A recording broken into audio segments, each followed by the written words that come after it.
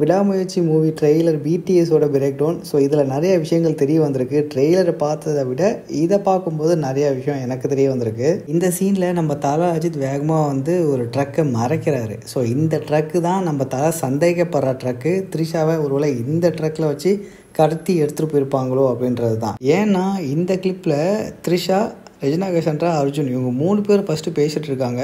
அஜித் வந்து த்ரிஷா கிட்ட பேசுகிறாங்கன்னு பார்த்துட்டே போகிறாரு. ஆனால் அஜித்துக்கு பின்னாடி பார்த்தீங்கன்னா ஒரு ரிப்பேரான காரு பேனட்டை தூக்கி வச்ச மாதிரியான ஒரு காரும் நிற்கிது. ஒன்று த்ரிஷாவை தல அஜித் அவங்க 2 பேருக்குள்ளேயே ஏற்றி அமைச்சிருக்கணும் அந்த ட்ரக்கில்.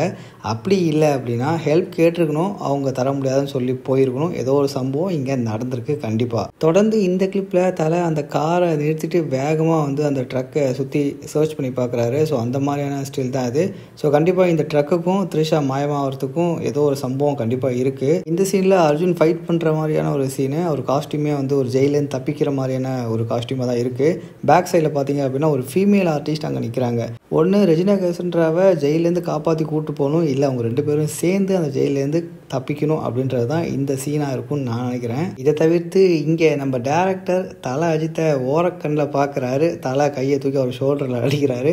எதுக்காக அப்படின்னு சொல்லி எனக்கு தெரியல. உண்மையாலுமே லைக்கா தரப்புலேருந்தும் சன் டிவி தரப்புலேருந்தும் நல்ல ப்ரொமோஷன்ஸ் பண்ணிகிட்ருக்காங்க. டெய்லியும் ஒரு அப்டேட்டாக கொடுத்துட்ருக்காங்க. இன்னொரு பக்கம் நம்ம தலை ஃபேன்ஸ்லாம் பிரம்மாண்டமான கட் அவுட்ஸை வைக்க ஆரம்பிச்சிட்டாங்க. நிறைய தேட்டர்ஸில் கட் அவுட்ஸு பேனர்ஸ்ன்னு சொல்லிட்டு வச்சுட்ருக்காங்க.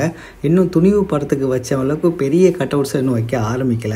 கூடிய சீக்கிரம் அதை விட பெரிய கட் அவுட்ஸ் வைப்பாங்க அப்படின்றத எதிர்பார்க்கலாம். இன்னொரு பக்கம் டிக்கெட் புக்கிங்கை பற்றி நிறைய பேர் கேட்டிருந்தீங்க. இன்னும் யூரோப் சைடில் மட்டும்தான் டிக்கெட் புக்கிங்கை பற்றின அப்டேட்ஸ் கொடுத்துருக்காங்க. நம்ம தமிழ்நாட்டிலையும் சரி இந்தியாவிலும் சரி டிக்கெட் புக்கிங்கை பற்றின எந்த ஒரு அப்டேட்டும் வரல.